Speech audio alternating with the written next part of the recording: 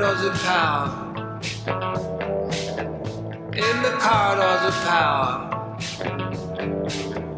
In the corridors of power.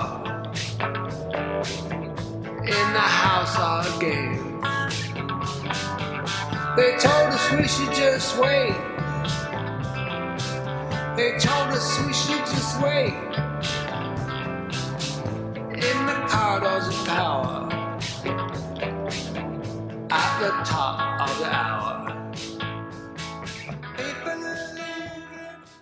Welcome to Counterpunch Radio. My name is Rebecca Maria Goldschmidt. I'm sitting in for Eric Dreitzer. And Counterpunch is celebrating 30 years of independent journalism. So shout out to Counterpunch. And thanks for giving us the platform to talk today with Fatima and Alakaʻi.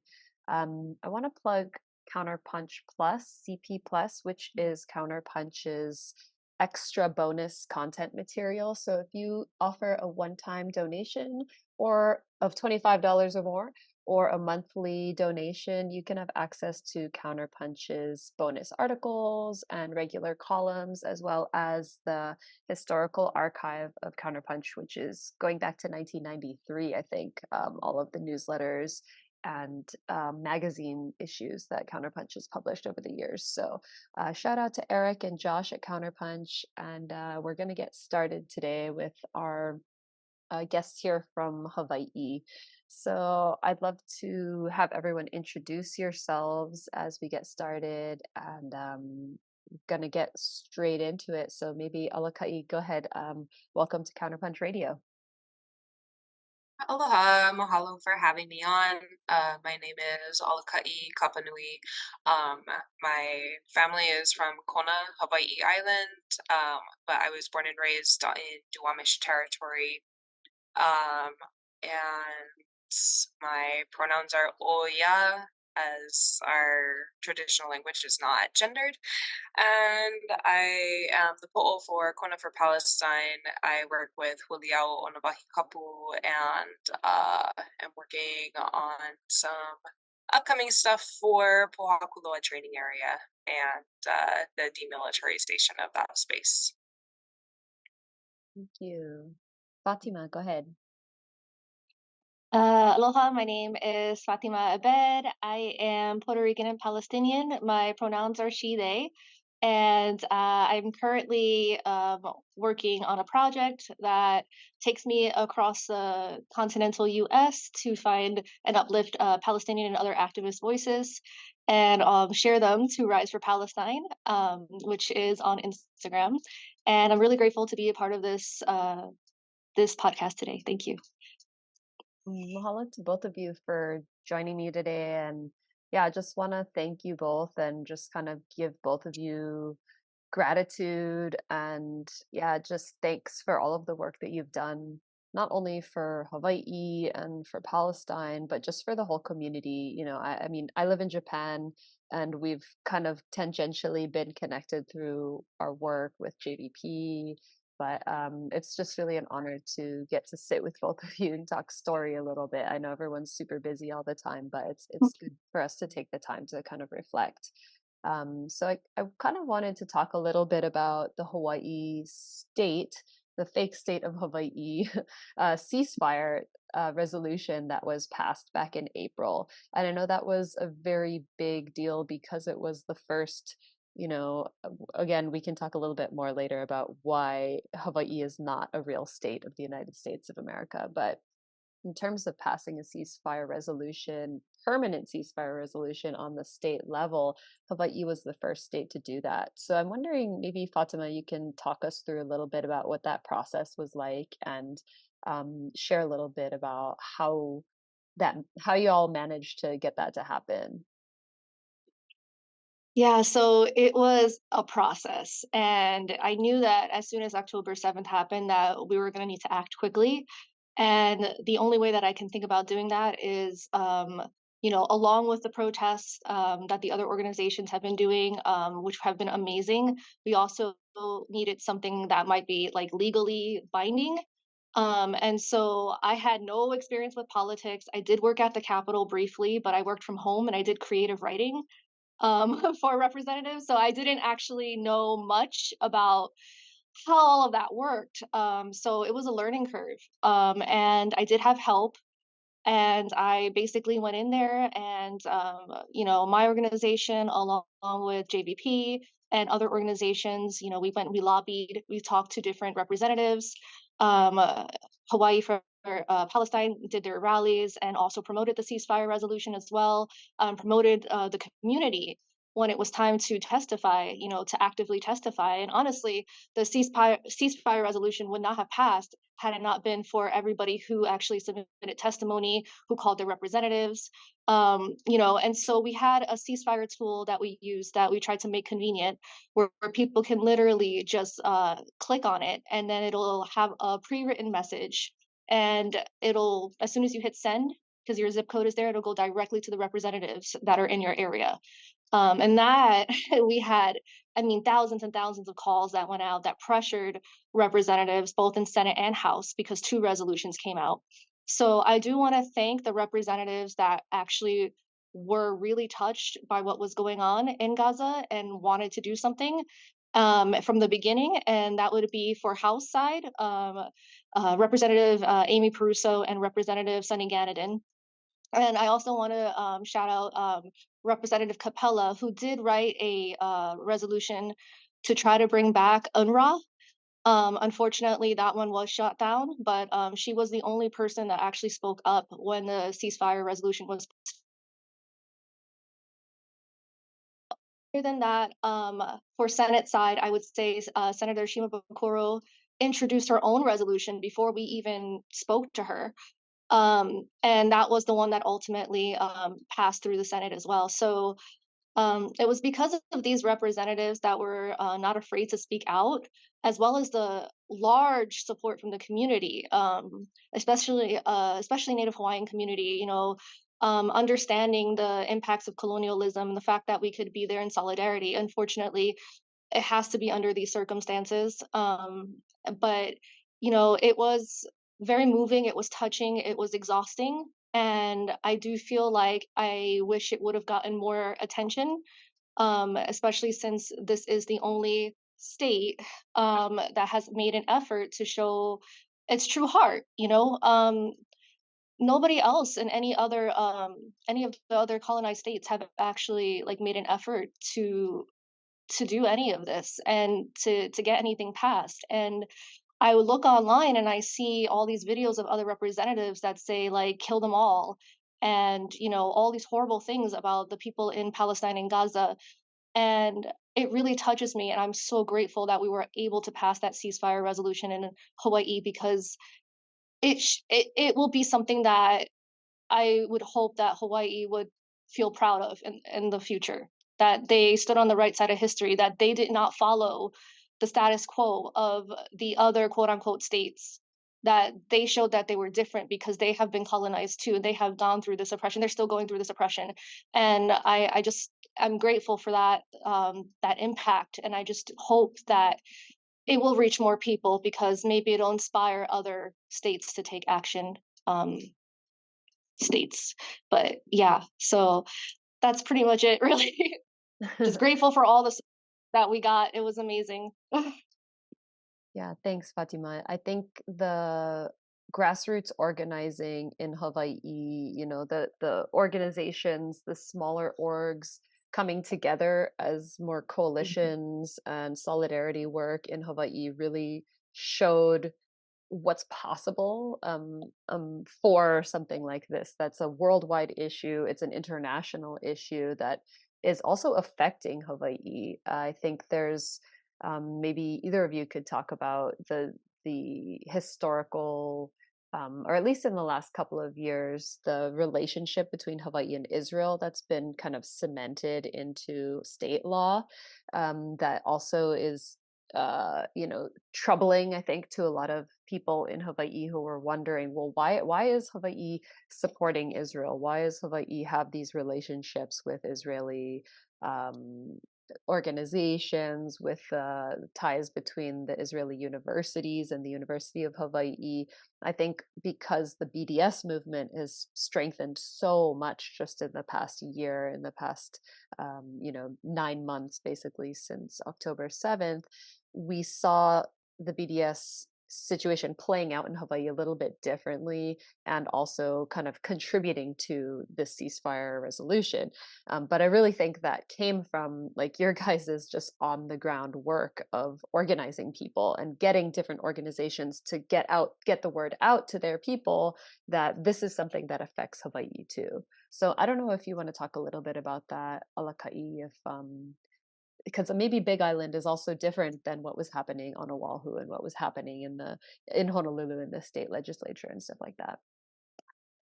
Yeah, it's actually a lot different on Hawaii Island. There's a lot. I mean, our communities are smaller, so there's always smaller turnouts. There's always like more tight knit groups, and it's actually like because there's no legislators over here. There's like court offices and courthouses, but we can't really go protest there because it wouldn't be targeted, right? So if we're looking at targeting like specific politicians, we need to find out their schedule and if they're even going to be in the courthouse. So there's a lot of back and forth and talking about like what those actions look like and like what the actual effect is, because we have a lot of very enthusiastic participation where they're like, oh, we want to go walk a road. I'm like, okay, well, let's think about the effect and like what the goal of something like that is, or are we just angry, right? So if we're going to block a road, like what does that look like? Do we have a bail fund? Do we have legal observers? Do we have like everything set up, or are we just like going to go gung-ho? So it's a lot of talking people down and considering the actual effects of our actions. But as far as like militarism and the way that we look at things over here, I think it hits a little bit closer to home. There's only 2 military bases on Hawaii Island as opposed to Oahu, where there's like, I think it's like 33% of the entire land base is actually military occupation. So we don't have that like ratio over here, but like we look at Pōhakuloa training area. It's the largest live fire United States military base that's active, and it's the size of Guam, right? It's in the middle of our island, and it sits right on top of Pōhakuloa water aquifer, which actually distributes to the entire island, except for with maybe the districts of like Ka'u, which I think is protected by like Mauna Loa and the lava tubes there, and like maybe part of Puna is not as affected. But like Kona, we receive water from Pōhakuloa training area. Hilo side does as well, and like the Israeli occupying forces come over here during RIMPAC every 2 years. I think they declined in 2020 because of the ongoing pandemic, but they're over here and they're coming over here as far as I know, and to run military trainings and to use white phosphorus and all of that. So we've been talking about what actions we can take, and it's actually really difficult to like think of meaningful actions as far as like all that goes, just because Pōhakuloa training area is so isolated.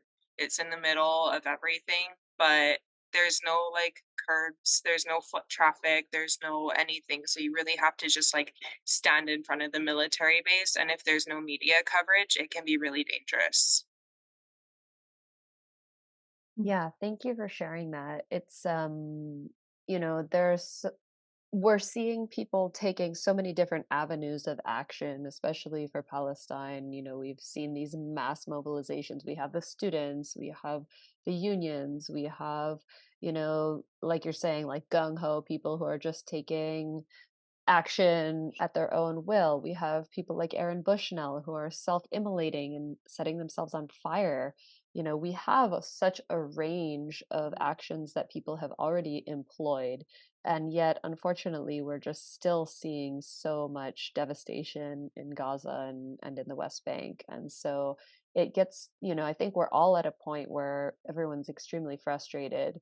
Like you're saying, you have to kind of talk people down from just like wanting to do the most extreme thing. And I think because Hawaii is a small community and, not everyone is supportive of Palestine, although we did see so much support coming out of the community, it is still difficult to block a freeway. There's already a ton of traffic already, right? Like to block a freeway, Yeah. everyone gets late for work. Like because it's small, we're talking about small places. It's not New York. It's not San Francisco or LA or something, right? So we have a different community relationship, I think, that people are trying to navigate, that maybe is hard for people to kind of comprehend. Yeah. Mm. And yeah, I think the RIMPAC thing, maybe we could talk a little bit more about that. Or maybe before we go in totally into RIMPAC, maybe we could talk a little bit more just about historically, the movement for Hawaiian sovereignty, how Kanaka Maoli have really been the force behind protecting the lands because it's their place and it's historically the place that they've taken care of. So maybe you want to talk a little bit about that, Alakaʻi. Sure. I mean, the baseline is always January 17th, 1893. Yeah, that's the date of the beginning of our occupation and the illegal overthrow of our constitutional monarchy. And stemming from there, it was the Committee of Safety first with Lauren Thurston and Sanford Dole and like the sons of the missionaries that had come here to spread like colonial religion and that sort of thing and to save us from our savage ways. And then we go into they go from Committee of Safety, right, to the provisional government where Sanford Dole is elected as the president, into the Republic of Hawaii because they needed to shift into a more autonomous government and not be seen as a provisional government. And then once they were in the state of being the Republic of Hawaii, they were able to push for statehood. And so we shift from Republic of Hawaii into the territory of Hawaii.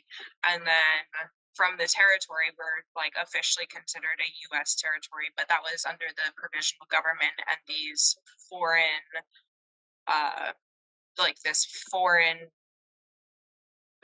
group of people that is ruling our lands. And then from territory, we shift into statehood in 1959.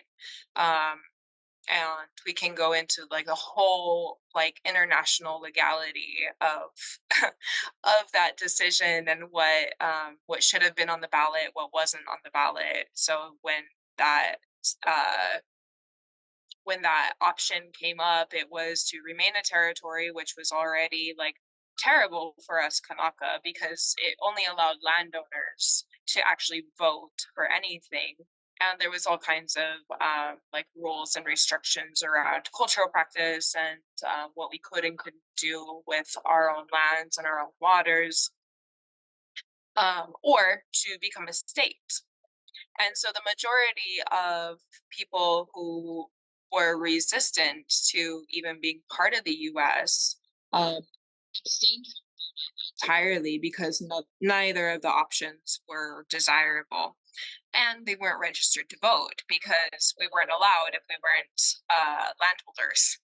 And most Kanaka are not landholders because we don't see land as something to be owned, but we see it as like a stewardship.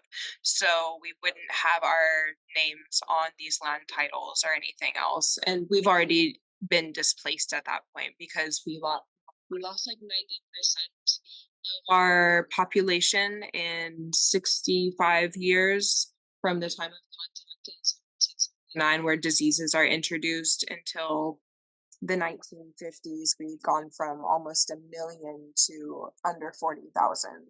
So when you're talking about who voted for statehood, it's like, well, the US was running a propaganda campaign to get white Americans out here onto the islands. That way they'd outnumber us because we already had a low population. And then they were considered able to vote because they had land. And then from there, they're the ones of voting for statehood. And then on the ballot should have been an option to be autonomous again, and that wasn't even there. So Kanaka have been fueling this sovereignty movement since the overthrow. And we see that in movements like Hui Aloha ʻŌiina, which is originally Ka'ahahui Hawaiʻi Aloha ʻŌiina, the Hawaiian Patriotic League, which was founded by Joseph Nā Wahi in 1897. And Hui Aloha ʻŌiina is still active. They were the ones that were responsible for the ku'e petitions and had almost 100% of the Kanaka population sign on to it and resist statehood, and we were successful. And then the United States, of course, buried the petition. But Hui Aloha ʻŌiina is still going. Like, I'm going to the central body meeting next month. Like, we're still fighting annexation. We're still fighting statehood. And we're working on resolutions. And I believe there are actually resolutions being introduced this year to stand in solidarity with Palestine, especially with Gaza. Because we recognize illegal occupation and militarism and the way that global imperialism works. It's like, I think of all oppressed people, Hawaiians, Kanaka should understand the term illegal occupation more than anyone, because we've been at this for 131 years. And we've had a lot of ʻŌiwi, like Kanaka, show up and stand in solidarity, and we're still having those conversations within our own community of like, if we can back Kaho'olawe, if we can back the sovereignty movement, then we should be able to back the like Palestinian struggle and resistance as well. The two are so intrinsically tied together between the United States and the so-called state of Israel, right? Of like, we should be able to make those connections better than anyone. Yeah, thank you for that just kind of quick walkthrough for listeners too who aren't that familiar with, Hawaii as a fake state. That was basically it right there. And I'm wondering, Fatima, like, how do you as a Palestinian kind of relate to that history and being in Hawaii, and what kind of overlaps do you see with the Palestinian resistance movement and the Palestinian, just history of resisting occupation and colonization and really what's a cultural and now just really straight up genocide, and it's happened to so many communities all over the world. And I'm just wondering how you see the relations between Palestine and Hawaii. Well, it breaks my heart when so I knew some of the history of Hawaii from living here and for talking to Kanaka Maoli and trying to do my own research as much as I can if I'm going to be a guest in Hawaii. And I hear a lot of similarities between the colonization of Hawaii and also Puerto Rico. Being half Puerto Rican, I'm a New Yorican, so I grew up with my mom. So I grew up Puerto Rican. My dad moved back to West Bank later on, but for a long time, I was living in New York and New Jersey, and I was going back and forth to Puerto Rico, and the idea of the fact that it was a territory first. It's still a territory. But the idea that like the people in Puerto Rico are required to serve in the U.S. military. However, I believe they can't vote, or maybe they can vote now, but there was a time where they couldn't. They had no access to anything. And then think about how they're treated when there is a natural disaster. Hurricane Maria, things like that. So I wanted to just touch on that briefly because I hear a lot of people saying like, oh, Puerto Rico wants to be a state. Puerto Rico wants to be a state. what Alakaʻi said reminded me of that so much, because it's not that Puerto Rico and Puerto Ricans want to be a state. It's because being a territory, it gives them less rights, right? And so they feel like they're cornered. And also too, and this goes for like Palestine as well, like Native people, they don't see land as like owning land. Like it's just like, that's a colonizer way of thinking. You buy land, you own land. And so, and that's a thing with Palestine that's been brought up a lot, where Israel can just go and take their land. The settlers go in and they take their land, they take their homes and everything like that, and they say it's because they don't own it. And I think that's a huge issue because I feel like indigenous people don't see the land in the same way that structures like the US and other places in Israel might see it as. And so that also takes away any rights and their sovereignty as well. And so, yeah, I see that connection in Hawaii, in Puerto Rico, in Palestine, and also in a lot of other nations where the Native people are oppressed. The Native Taínos were wiped out. There are still people who have like very distant Taíno blood in them, but they were killed off by disease, and by lack of resources because everything was taken from them. And so, what we're seeing in Palestine is basically it started with being a very slow genocide, and now it has escalated.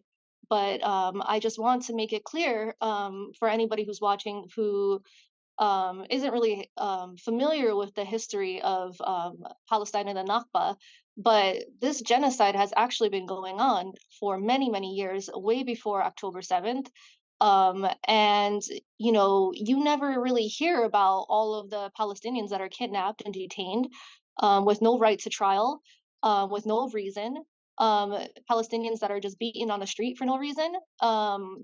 You never hear about children being shot and detained, and you don't hear about what happens to the people of Palestine. You only hear about something when it happens to Israelis.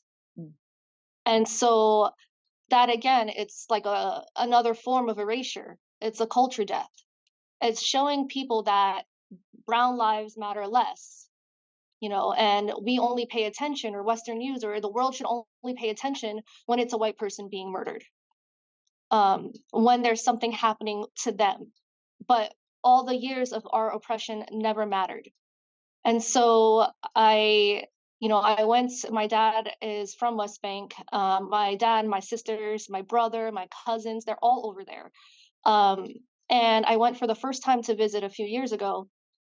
And, going for the first time, I experienced just in the airport in Ben Gurion, coming as an American citizen from Hawaii.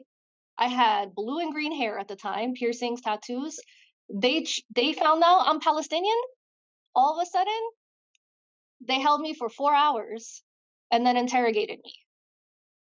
I was not afraid to go to Palestine, which, I mean, technically it's all Palestine, but I was not afraid to go to West Bank. I was more afraid to be in Israel.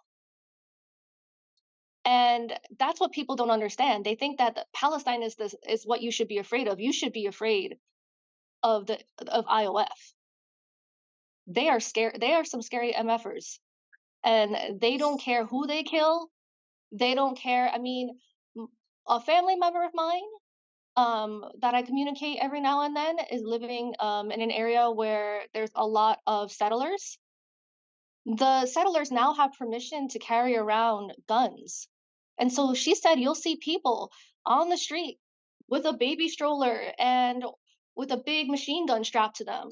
Normal, like, I want to say normal people, but everybody in IOF everybody in Israel is required to serve in IOF. So they're actually all trained, military trained, even if they're not currently serving.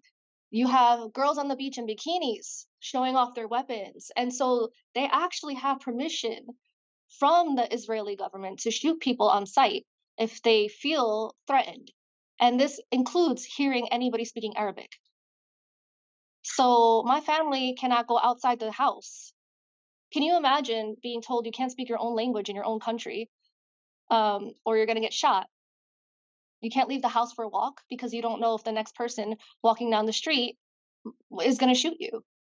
How do you live life like that? And it's always been an oppression, and it's always been, a slow genocide. But because of what has happened recently, it is escalated to a point where it has been, look at Gaza.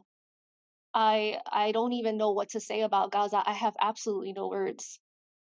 There is nothing that we can do that will save Gaza. All we can do now is try to take away the military, the IOF from Gaza, try to get that ceasefire. But we can't bring back all of those people that were murdered. And that land is destroyed. Palestinian people care so much for the land.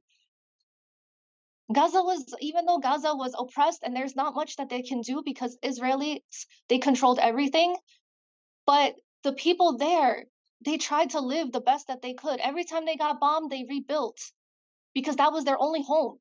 That's all they had. And so it was beautiful. They made it beautiful. They made it that way. Now look at it. You have all of these people that are animal activists. I'm a vegan. I'm a Palestinian vegan. I'm an animal activist. And you have animal activists that are seeing what's going on with all of the animals being murdered and all of the people being killed. And all of a sudden, they're silent. And it's just like, okay, so you only care about animals if they're not living in an area where brown people live. I got it. Okay. And I do want to say, I want to bring that up because I know that's something that's not talked about a lot. And there is an organization called Sulala, and they are the only animal rescue in Gaza. And most of the volunteers were murdered. There's one guy who still runs it. And this guy is incredible. His name is Saeed. And he goes around and with dodging bombs and saving these animals.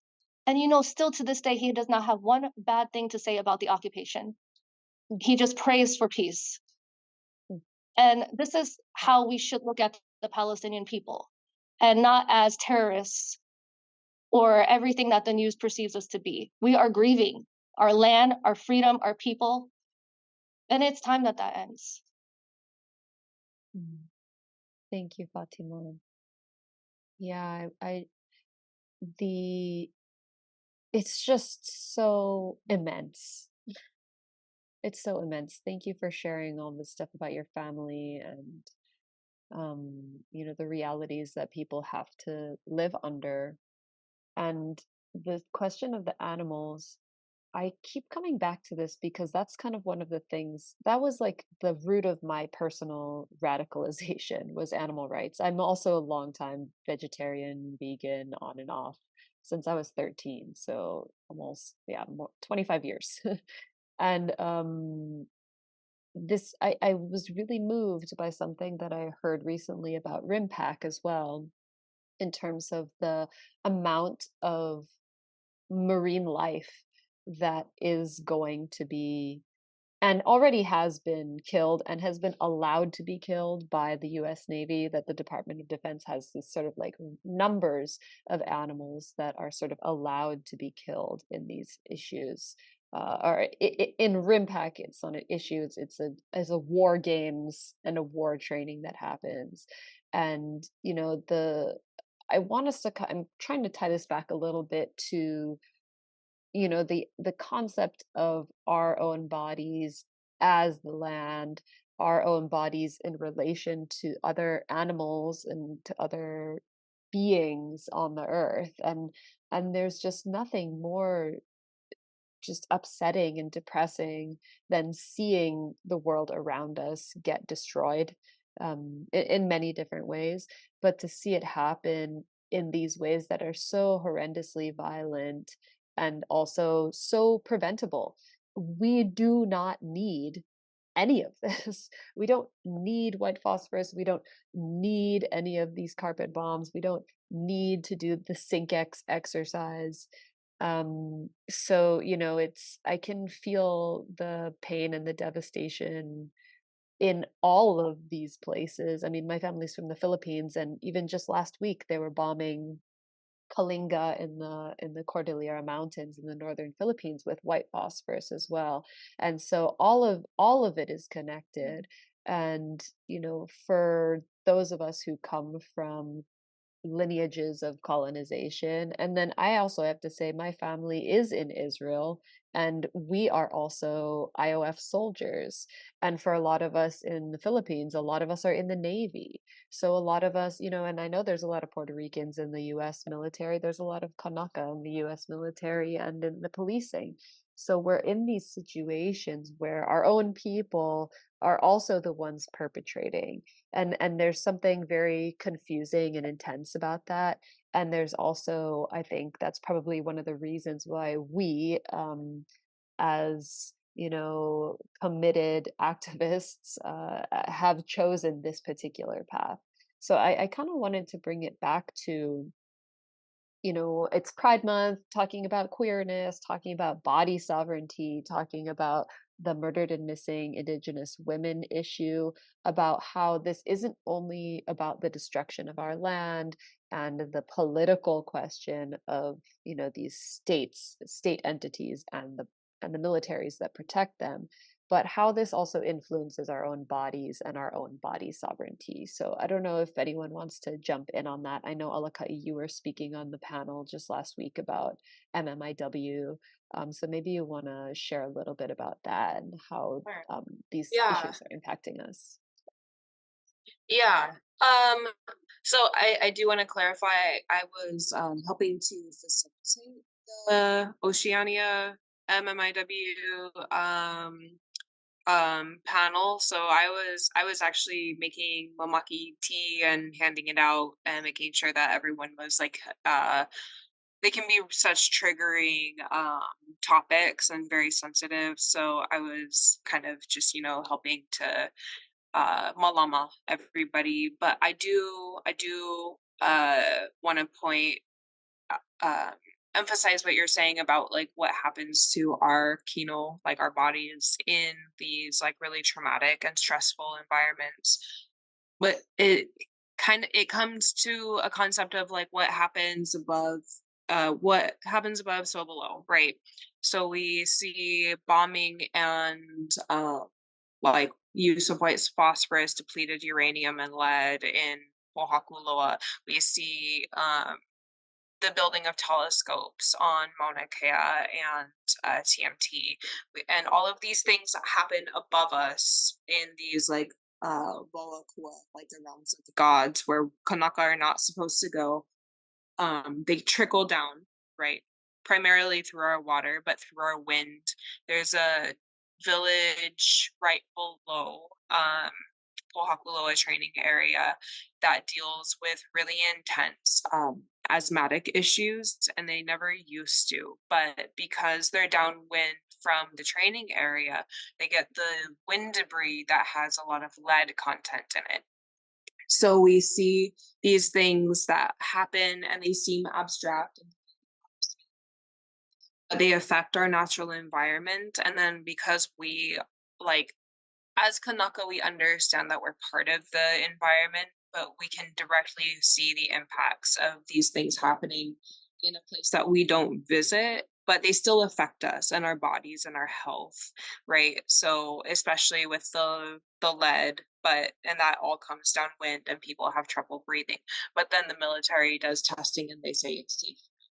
And they I think a lot of people are unaware of what really happens in Pōhakuloa, but they drilled a well in 2015 and they tested it, and they had been hauling in drinking water from Wākea, and the idea was that they would have drinking water on site. So they drilled the well and they did the testing, and they never released the data to the public, but they are still hauling water from Waimea. And so it kind of is indicative of the water quality in Pōhakuloa training area, right? So, but then we know that that percolates down and goes into our drinking water in Kona, in Hilo, in Kohala, in Hamakua, right? So all of these communities are going to be directly affected by the trickle-down effect. And that has to do with body sovereignty. It's like, if I can't drink the water on my island, in my wahipana, like the places that my kupuna are from, that my ancestors are buried, then what am I to do? I cannot just go somewhere else because they're not the same places. Like, just being in the process of moving from Kona, that is very, very directly tied to my ohana, like my family's name, Kapānui, it comes directly from Makai Kona area. And moving to Kalapana, like those places are not the same. The rains are different, the waters are different, the winds are different, the oceans are different. And so we cannot just leave these places and have the same lives, because everything changes. And so if these places are poisoned and we are no longer able to be there, then what are we to do? We're the people of this land, but if we cannot survive, then how do we care for a place? And how do we care for ourselves in those moments? And then with militarism, and all of this ties together, right? We see like all of the effects of RIMPAC and our Ho'ekanoa, like all of our sea life, and how that's so drastically affected. Like, if our waters are poisoned above and that's trickling down into our local ʻI'a, right, our fish ponds, we cannot eat the fish from those places. We cannot feed ourselves and sustain ourselves if the water is poisoned. We can't drink the water, so why would the fish be able to either? And we see that very, very directly. There's a fish pond that I volunteer at just north of here called Kaloko, and they've done testing on the waters when kilauea starts going off and the acidity rises, and there's like a different chemical composition, and we're able to tell when kilauea is about to start going because of the correlation and the water quality from the volcanic activity. So everything in these islands is connected, and we as Kanaka, we understand that we're part of it, but we've been so disconnected by Western mindsets that I think we're finally starting to get back to it and seeing how we're directly affected.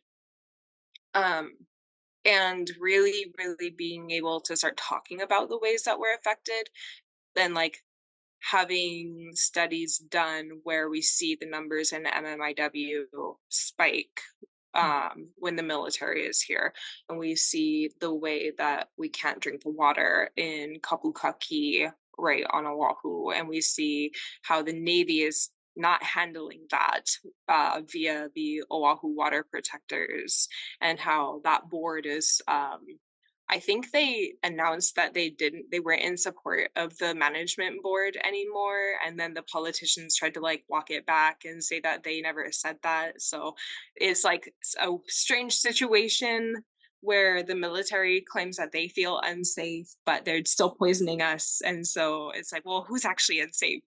And then like, yeah, it's just these convoluted situations, but all of it ties back into how we can actually take care of ourselves. Can we even do that? Because in 50 years, all of the toxicity that's up at Pōhakuloa is going to be down here. And there's millions of gallons of water being stolen every day in Kona because all of our water is underground. And so there's these aquifers that get pumped and drained, and all of it's going to come down from Pōhakuloa, and it's all going to be toxic. We're not going to be able to live here anymore. And so we have to address what's actually happening to our waters and what will happen to our bodies in that time, when that time comes. And it's better to stop it now, but got to convince everybody that it's in their best interest to actually address these issues right off the bat instead of like pushing it back because they're capitalists. They're making monetary gains off of the theft of our waters and the exploitation of the land. So you get into this concept of aloha ʻāina and malama ʻāina, and how do we take care of these things? And it is in everybody's best interest to actually care for the land and love the land, but you have to convince them of it first, which is like crazy to me. But anyway,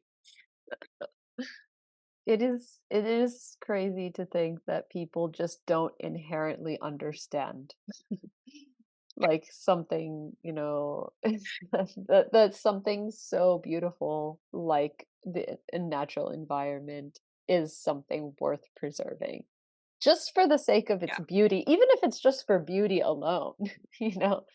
And yeah, to think that, something like RIMPAC, which has been going on since the 70s, RIMPAC, I think, I was looking at pictures from 1971 or 72 of students, students protesting RIMPAC.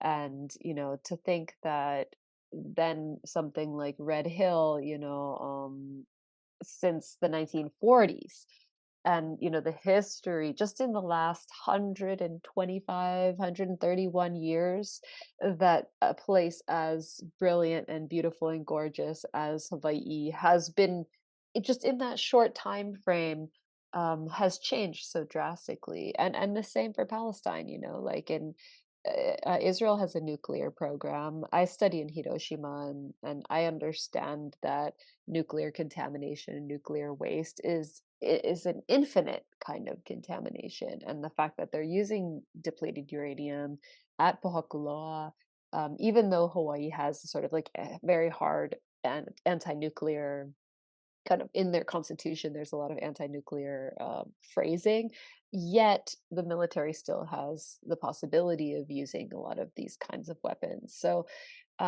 yeah, it's not looking good, unfortunately, but I think at the same time, what gives me hope and strength is just the idea that, the people have consistently been strong and sure-footed in their practice of aloha ʻāina and their commitment to the land. And the same goes for Palestine and all over in the Philippines, in the Cordillera, and in Guahan. And we just had FestPac, a big cultural festival that is also sponsored by the U.S. military and had volunteer support from the U.S. military, but also brought all of the Pacific Island nations together. And there's a lot of, like also convoluted stuff, political stuff happening behind FestPac. But from being there and experiencing us a little bit of the festival and just seeing how related all of our cultures really are in our practice of weaving, with plant materials, in our practices of dance and music and all of these different things, all of the different native cultures of the Pacific and beyond. It that sort of gave me just kind of like, whoa, we are so deeply connected to each other, whether it is through this bullshit militaristic colonial concept of who that's been placed upon us. There's that, and then there's this like deeper sense of just humanity. um I wonder, we could go on and on. I feel like we could go on and on about all of these things, but I wonder if there are any kind of like closing thoughts that you guys just have in terms of what's something that you really want people to walk away from this conversation to know, either about Palestine, about Hawaii, about the two places and their relationship and solidarity between the two peoples and places. Maybe Fatima, you want to share anything else that you had on your mind for today's conversation? Um, yeah, so thank you guys both for sharing. Just awful. ecocide is something that is definitely concerning across the board on oppressed nations, because indigenous people know how to take care of their land, and they care a lot about taking care of their land. People, animals, everything is connected, like Alakaʻi said. Drink the water. Just because I'm vegan doesn't mean that I believe that everybody should be vegan. You know, a lot of indigenous people, they rely on the animals for sustenance, and they rely on hunting, and they rely on fishing. And so when, you know, the waters are polluted, when, you know, the animals are being killed, when everything is being toxic and poisoned, people cannot survive. So yeah, and then if the land is being bombed, then nothing can grow from it either. So we see that happening a lot in Gaza. You know, Gaza, I doubt anything is going to be like, people are not going to be able to live there for many years after this. Um, you know, because of the toxicity from all of the bombs. So I think that if anybody can take away anything from this conversation, at least on my end, um, there was one thing I think we were going to bring up for Pride. So the one thing I want to bring up is pinkwashing and just demonizing Arabs in general.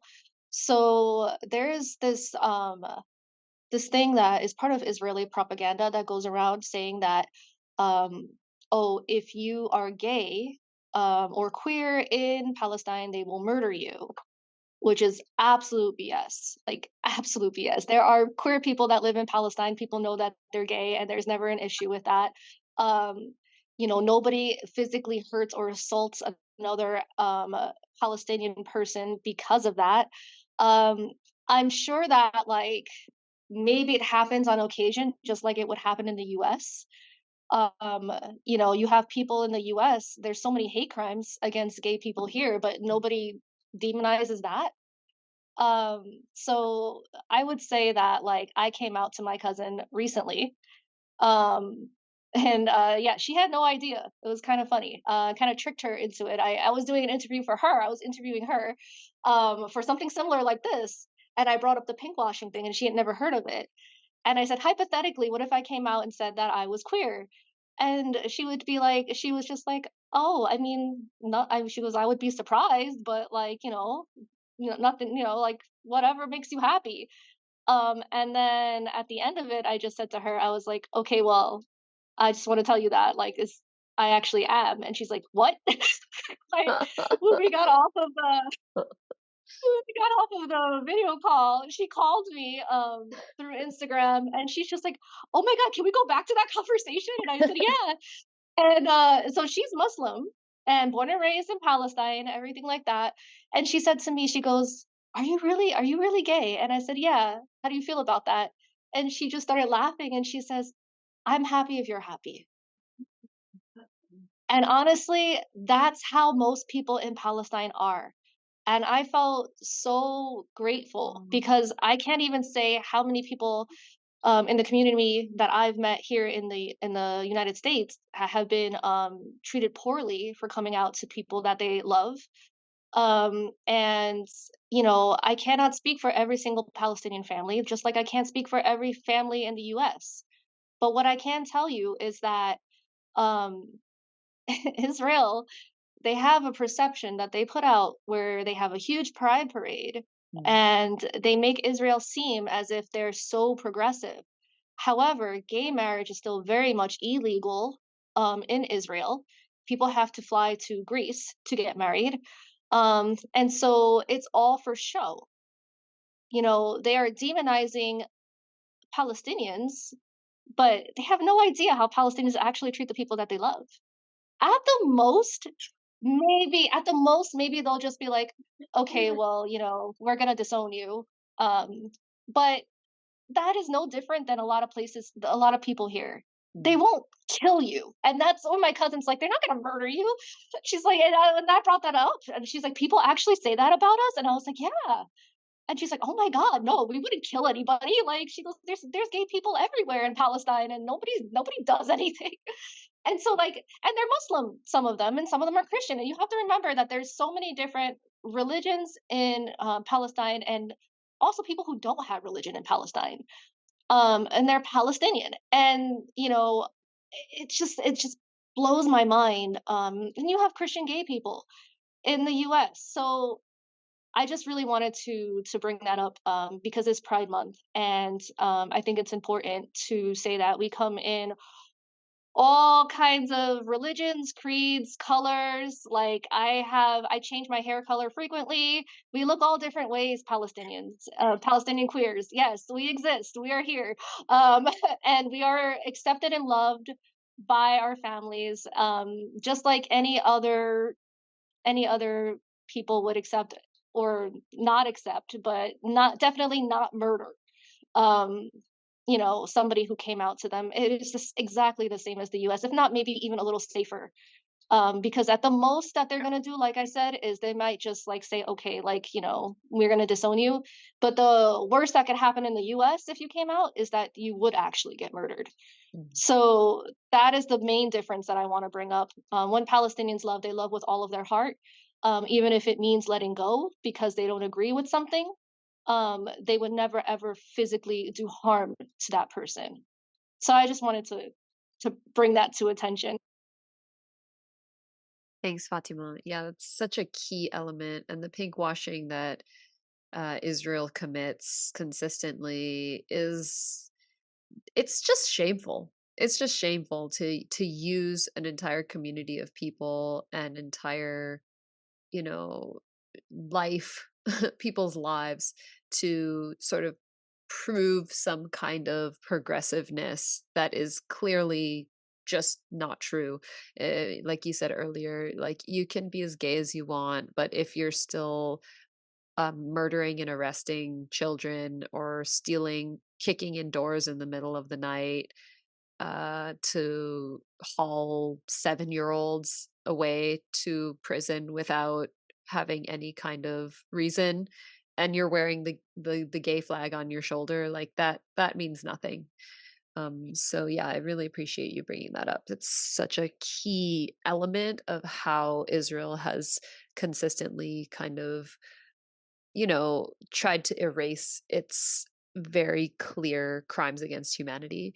And I think it's one of the most shameful things, and one of the ways that also is really keeps a hold on the Jewish community, especially the American Jewish community and the European Jewish communities and Australian Jewish communities. Like people really want to hold on to the fact that Israel is a democracy that is supportive of the LGBTQ plus community.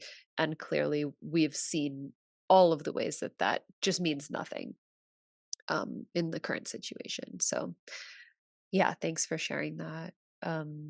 Yeah, Alakaʻi, do you want to add anything else either on that topic or anything else before we wrap it up? Um, I mean, on that topic, I think it's really important what to add to what Fatima was saying of basically not monolithing people into one group. I know that is a huge struggle for Polynesians, and I know Kanaka tend to be left out of things, and so like I do take a lot of issue with Festpac. I don't think it's really time to celebrate when we have so much. I think Festpac very much is a distraction because it's funded by the now we're gonna have RIMPAC, and so it puts all of these people in good. Now we're gonna like turn around and start bombing things and everything. But the idea of like remembering that peoples are not monoliths. Like there's so much diversity, obviously within the communities in Palestine, but also within the communities. There are people that are still stuck in like the very colonial conservative mindsets. They struggle with like their own like biases in Christianity and things that were introduced, right, of like homophobia and that kind of thing. But then there's a lot of movement towards being more accepting towards our Mahu.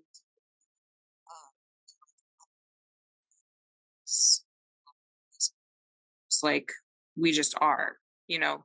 And there's people in certain groups that would not be accepting of that.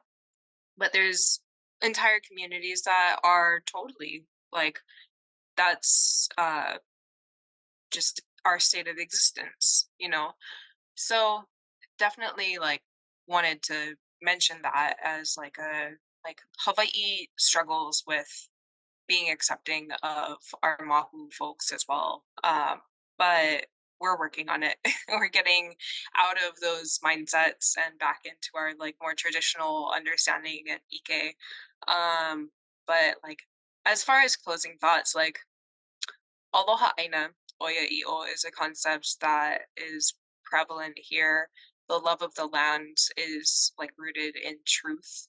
Um, and that concept can really be spread and utilized globally because imperialism is global and love of the land is also global. Like we are on one honua, right? One planet, and we are part of our environment and we don't get to separate ourselves from that. And I think the more that we reroute and put ourselves back into traditional culture, the more we'll be able to reincorporate this concept of uh concept of like understanding that we are in reciprocity with our environment and we have to malama that in order to malama ourselves. And I see people waking up to this like the ideology, and it's really encouraging, but I'm just kind of like, okay, wake up a little bit faster, we're so close. And like fingers crossed that everyone can get on the same page like in the next yesterday, you know. Yeah, mahalo for that. I totally echo everything that you just said. It's like, yeah, we should have been done doing this already, but Yeah, welcome to the party. Everyone, welcome to the party. Yeah, and honestly, I think I owe a lot to Hawaii and my studies there and the people that I've met there and the relationships that just to the place itself, but to the people. And I learned a lot more about Filipino history, my own Ilocano, Pangasinense history, just being in Hawaii. And I think, so many of us are moving through different spaces. Fatima's not on Hawaii right now. I'm not either. But the lessons that we have learned and it's almost like a responsibility. It is a kuleana that I feel that I have to Hawaii Island because of the things that I learned there and to my own history of my own people and ancestors and other teachers that I've had in terms of learning about Palestine, in terms of decolonizing the things that we've learned growing up in the so-called United States of America as young queer people of color. Like we are just doing what we know to do best, and that is listening to other people who have gone down the path before us. So, yeah, just shout out to all of the amazing activists who have already been doing this work, since the Kaho'olawe days, the PKO days, and Palestinian resistance movement, all of the past intifadas that have come before us. Like we are just in one long lineage that is continuously circling around and around in terms of people resisting imperialism, people resisting war, and people advocating for just truth and peace and justice. So yeah, I just really want to thank you both for all the work that you've been doing, and I hope you can find some time to get some rest and take care of yourselves and your families and everything like that too. It's not been easy. It's not been an easy 9 months, and it's not been an easy years of our lives necessarily, but I do feel a lot of hope in the solidarity that we've all been able to build at least in the past year or so together. And yeah, I'm really looking forward to continually just screwing militarization with the rest of you. Cancel RIMPAC, save Gaza, ceasefire now, like let's fucking do this. And yeah, just really grateful for both of you and your community's work. So let's just keep going. Mahalo. Yeah, yeah, I just want to always. say I want to say I'm so grateful for like Kona for Palestine, and all of the neighbor island organizations that have been helping us. You guys are amazing. You're incredible. They were organizing before I even knew. Like Kensho, I'm going to bring up too, because I think she has been protesting for Palestine for a couple years now. So yeah, Okay. like neighbor Yeah. islands, you guys have been on it. So I am really grateful. Yeah. I'm so grateful because I know how dangerous it can be with your smaller numbers out there, and the people that I've heard about some of the confrontations from pro-Israelis and Zionists, and I worry about you guys, but just amazing. So I definitely wanted to say thank you. And also this weekend is Eid. So happy Eid Mubarak. to all the Muslims, and then also to there is um, there is some information on Rise for Palestine on Instagram if you'd like to watch interviews of some of the protesters at the encampments across the country, and also other interviews that will be posted as well. Just give us a follow. And again, very grateful for this opportunity and for hearing your stories, your voices. So thank you for sharing that with me. Thanks, Fatima. Alakaʻi, do you want to plug any of the orgs you're working with or anything? Where can we find your work? Oh, sure. I mean, Kona for Palestine, we always post our upcoming events and everything. I'm working on another teach-in, fingers crossed. So we've had 2 of those already. I'm working on the 3rd one, and then yeah, we do like boycott movement, stuff like that. We hand out free coffee every once in a while. So if you're on Hawaii Island, we'll be out front of Starbucks, handing out pamphlets and information, but also handing out locally sourced coffee from our coffee farmers in the area. And yeah, I can't plug too much because a lot of it is background stuff and I can't really talk about it, but Kona for yeah, Palestine. Kona for for Palestine, Palestine. Hawaii for Palestine, and JVP Hawaii. Everyone check it out, follow, and support. And we're just grateful for everyone who's showed their support for Hawaiian sovereignty and for Palestinian liberation. So it's happening, and thank you all for your hard work to make it happen. All right, Thank thanks you. everyone. Mahalo. Mahalo. Thanks to Counterpunch Radio, and we will see you next time.